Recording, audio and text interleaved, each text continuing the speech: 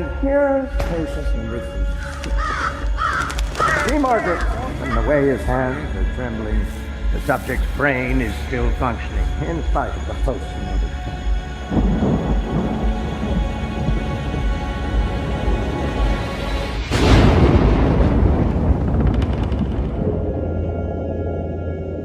Sometimes regains consciousness.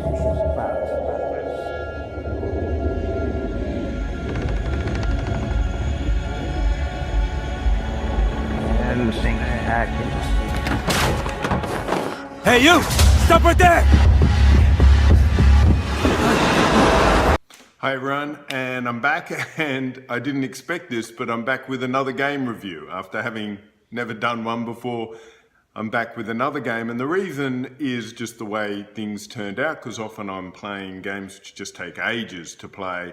But as soon as I finished Pathfinder, the next game that came out, which I'd been waiting for ages, was Call of Cthulhu Official RPG Video Game. And it had that weird title, and the reason being because there have been a million Cthulhu games, and I think if you did a Google search and put in Call of Cthulhu, it probably would come up with a game from about 15 years ago called Call of Cthulhu, and I can't remember, I think it's Four Corners of the Earth or something like that.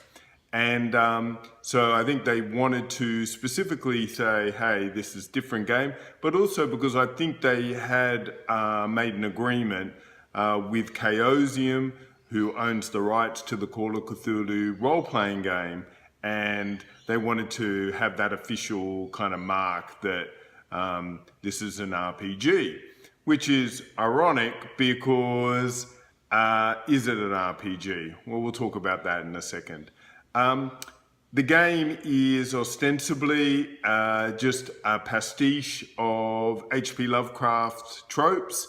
That's not a bad thing. I mean, how else would you take the world of H.P. Lovecraft, which is a huge world, and make it a game world which could be explored and enjoyed by the kind of people who are interested in Call of Cthulhu. So, although it says it's a role-playing game, I would say this is more a walking simulator. Though you do get stats, which you can then change, like strength and psychology. There's also one which is kind of like investigation, which you would expect. These are all skills which are in the tabletop RPG, but the tabletop RPG has about 60 skills. Normally you have 4 to 6 players, and so everyone takes on a different role. You know, normally there's one guy who's ex-army, and there's normally one journalist or a PI, someone who's a scholar in old books, something like that. And then between you, you have the skills needed. When you've only got one person, it's a little bit different, it's a bit light on. I found that really the skills, as long as you're not crazy with how you allocate your points and you just kind of do them evenly, really they just give you the skills needed to get through the game, and then it becomes essentially a walking simulator. That's not a knock on it. I quite like walking simulators, but I think you need to know that. And for a walking simulator to be good, it's all about one thing, and that is atmosphere. And this this game nails that. It really gets the atmosphere of that Lovecraftian world. So let's cut to the story very quickly.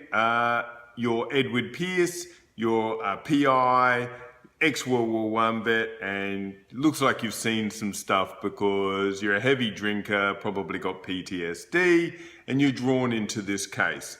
Now, I'm going to have spoilers later on.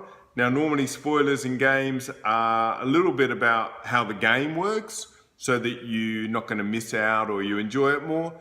Sometimes narrative element. This one I'll talk a little bit about the ending in spoilers. But you are a typical Lovecraftian flawed hero who is drawn into this case where there's been a fire on this small island, dark water island, and you go there to investigate. I'm not going to tell you anything more. If you've ever read any Lovecraft, you probably can work out the main things which are going to happen from that setting and from a game called Call of Cthulhu. So, one of the things that I did want to talk about is, if it is going to be about atmosphere and about H.P. Lovecraft, does Cyanide get the tone right? And they do. I thought the graphics, those stilted, this isn't a AAA game, are very good. And once you accept that this is the level of the drawing, then you go to, well, what else are they giving? And I thought that generally it got the gloominess right, it got the, that everyone's just a little bit off, correct. And also what they got right, I thought, was the background. So, you know, when you go in the library, you can look at the books, and the books are the kind of books you would expect in a Lovecraftian library, that kind of thing. So what it does is it tries to do this triple thing, and funny because I bagged Pathfinder for trying to do a triple thing and not working.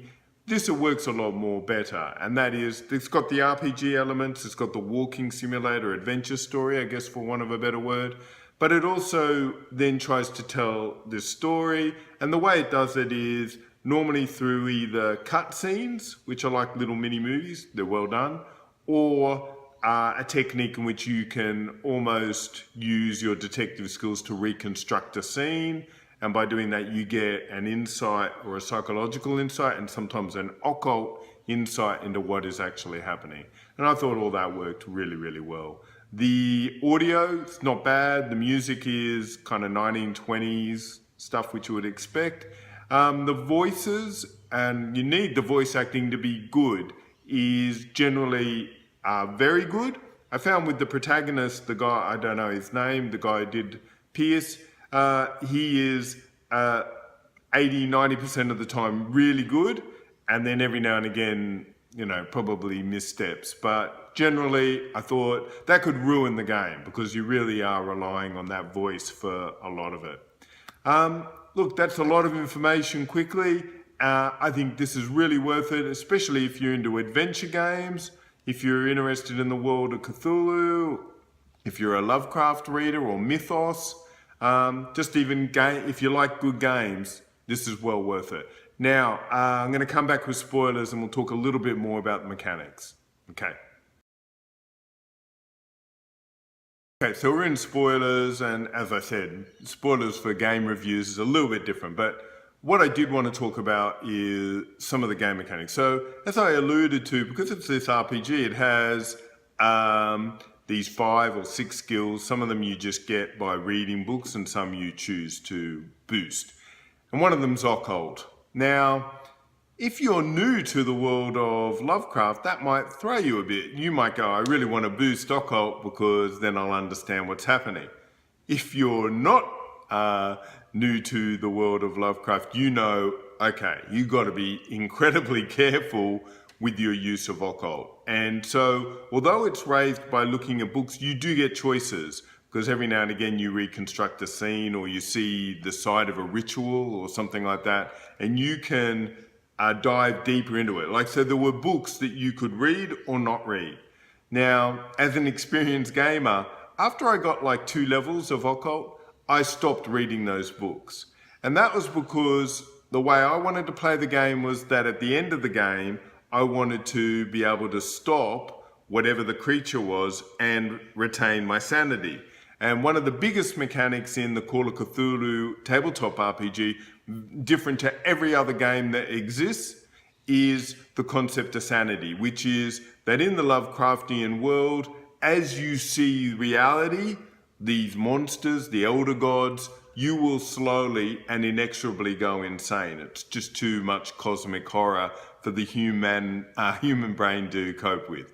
So I was like, I really want to be able to make a rational choice at the end of the game, probably to save the world, and that's the way I went.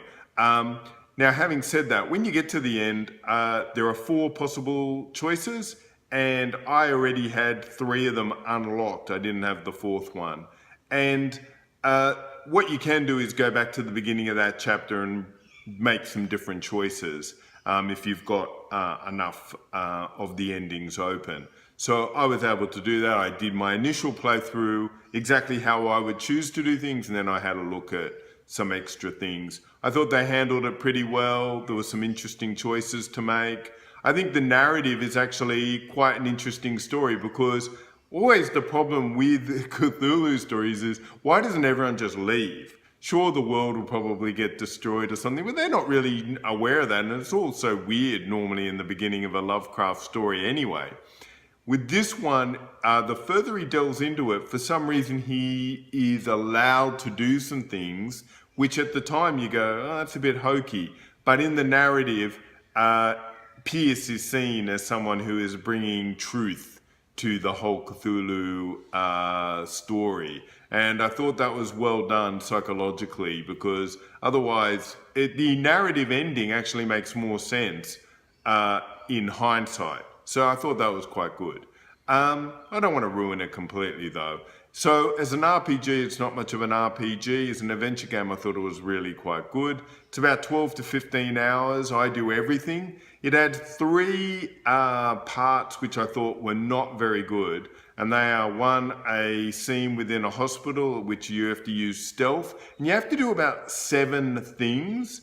And it's very hard to work out. You can work out pretty quickly what 5 of them are, but the 7, there's a couple things there which I really struggled with, and it took me a long time, because you're not just looking around, you could be found by the guards. And I found that really annoying. There's another scene later on in which you have to use 2 lamps to, I guess, give different world view on one area of the hospital. And by doing that, slowly you open it up and you get back to reality. And really, I felt that was put in because you would have finished the game in, 8 hours if they didn't have those 2 sections. The rest, I think, were not too bad. One of the things I do want to stress, I just remembered, at the beginning of the game, it'll say whether you want, how gloomy you want the game. And I made the mistake of misreading that, and I had my screen really dark, and I struggled with the first puzzle. And I thought, this is crazy. I'm an experienced gamer. How come I can't get this? And it was because it was too dark. So be careful with that, because if you go into the options, it doesn't come up. You have to scroll up and it's hidden. It's like, really, of all the things that you're going to maybe change, it's your brightness. So put that at the top. It's stupid. The other thing is, you'll see if you're playing on the PC like I was, to skip a scene, it'll have a little like undulation, which I'd never seen before. And so I tried all the keys and I used my space bar, which it turned out it meant space bar, but you had to hold it down and then it would click in and it would do a little circle. And you would then skip that scene, which with an adventure game, after a certain time, if you make a mistake, you've got to redo it. You want to be able to skip a scene. Those 2 things were just so annoying. But then I worked them out, so it was okay. Look, this is a really good game. If you're an H.P. Lovecraft fan, must play. If you're an adventure gamer, I think it'd be high up there. It's not really an RPG, but that's not a knock. It's just a really good game, and I recommend it highly. Okay, probably that will be the last game for a while, because I'm now trying to play World of Warcraft, and I'm just waiting till the next game comes out, which will take me off that. But plenty of films, books, TV, tons of stuff coming out. So if you like what I'm doing, press like, subscribe, hit the bell, and it'll tell you when I've got new stuff. I try to do something weekly, and I'm on Twitter at Guru Eden, and I look forward to talking to you in the future. Okay, bye.